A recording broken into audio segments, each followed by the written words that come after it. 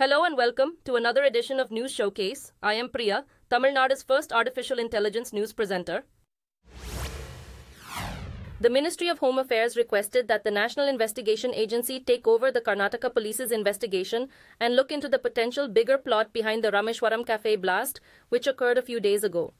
A new CCTV clip from the Rameshwaram Cafe explosion case in Bengaluru has surfaced hours after the investigation was turned over to the National Investigation Agency on Monday.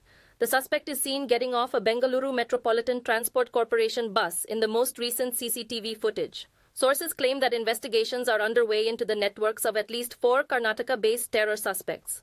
2 of the suspects are thought to be based overseas, while one suspect is only known by his code name Colonel. His identity is now unknown. The alleged gang rape of a Brazilian tourist in the state of Jharkhand has caused uproar across the nation. When the alleged incident occurred, the 28-year-old woman and her husband were on a motorcycling tour and had stopped for the night in the Dumki region.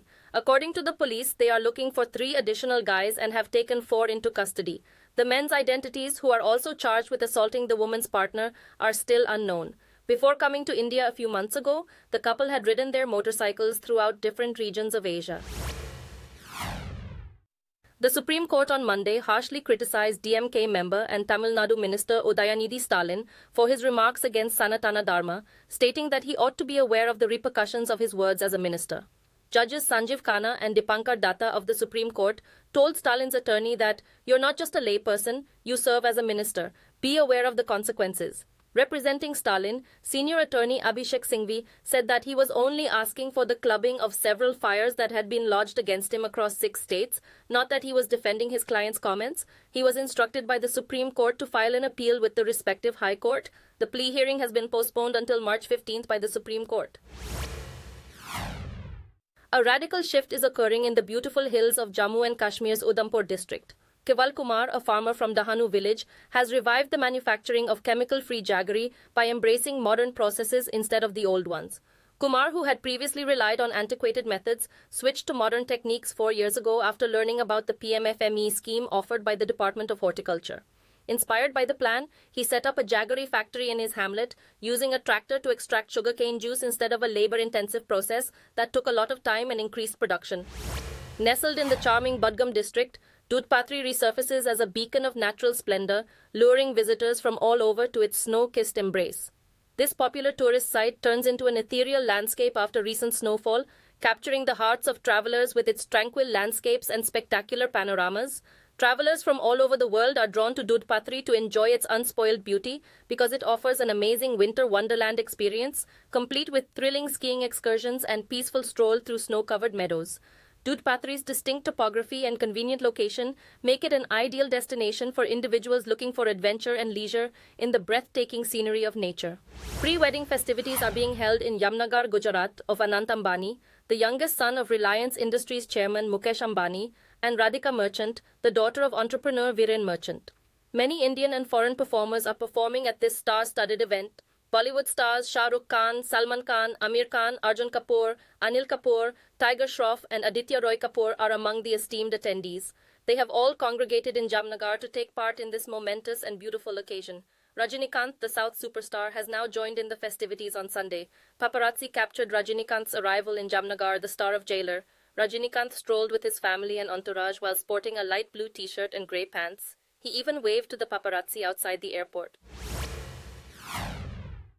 The Malayalam movie starring Subin Shahir, Srinath Basi and Balu Varghese released in cinemas on February 22nd. The film was welcomed with a phenomenal response and going forward. From then on, the number of people traveling to the theatres to see the picture only increased due to the incredible reception it received. The movie made around 25 crore rupees in its second weekend, a 65% increase from the first. Its amazing trend in Tamil Nadu can be due to its enormous collection. In just 11 days, the movie surpassed the benchmark of more than a crore. Manjumel Boys has been the largest hit in Tamil Nadu history, which is a remarkable accomplishment for a Malayalam film. US Vice President Kamala Harris has urged Israel to significantly increase aid supplies to Gaza, stating that the locals are starving. In order to free the Israeli hostages, she insisted that there must be an immediate ceasefire that lasts for at least the next 6 weeks. Although Hamas was not providing a list of hostages who were still alive, Israel had earlier declined to attend ceasefire negotiations in Egypt. According to Hamas, the Israeli bombing stopped it from doing so, and it's practically difficult to determine who is still alive. Pressure for a ceasefire agreement increased in Gaza City, at the northern part of the Palestinian enclave, where protesters stormed an aid truck and Israeli troops opened fire. At least 112 people were killed. Haiti has imposed a night curfew and a 72-hour state of emergency in and around the capital due to 2 jailbreaks and escalating instability. Port-au-Prince prison was overrun by armed gangs over the weekend, resulting in the liberation of about 4,000 prisoners and the death of at least 12 people. The factions intend to compel Prime Minister Ariel Henry to quit, so attempting to oust him and control over 80% of Port-au-Prince. Gang members accused of involvement in the 2021 assassination of President Jovenel Moïse were held in Port-au-Prince. The most recent violent spike started last week, when the Prime Minister visited Nairobi to discuss about deploying a multinational security force to Haiti under Kenyan leadership. The Republican presidential primary in Washington, D.C. on Sunday gave Nikki Haley her first victory in the battle against Donald Trump. Haley's historic win in the nation's capital occurred shortly before a pivotal day in the protracted U.S. nomination process that concluded last week, wherein 15 states and 1 territory cast ballots. Politico reported that Haley received 63% of the votes in a primary that was conducted in a downtown hotel, citing sources within the Washington party. Joe Biden defeated Trump in the 2020 election with 92% of the vote in Washington. The majority vote cast in the city for a Republican presidential candidate has never occurred. In a statement, the Haley campaign said, "It's not surprising that Republicans closest to Washington dysfunction are rejecting Donald Trump and all his chaos." 3 U.S. astronauts and 1 Russian cosmonaut were on board a SpaceX rocket that took off from Florida on its way to the International Space Station. They are on a 6-month mission, and despite the conflict in Ukraine, space remains one of the few areas of tight cooperation between the U.S. and Russia.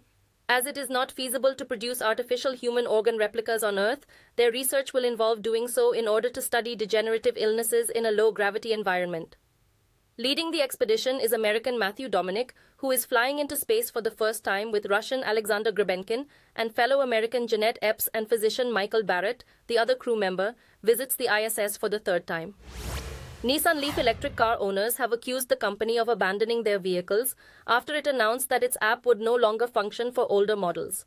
According to the company, the application that permits remote management of appliances like heaters will no longer work since the 2G network in the UK is being turned off.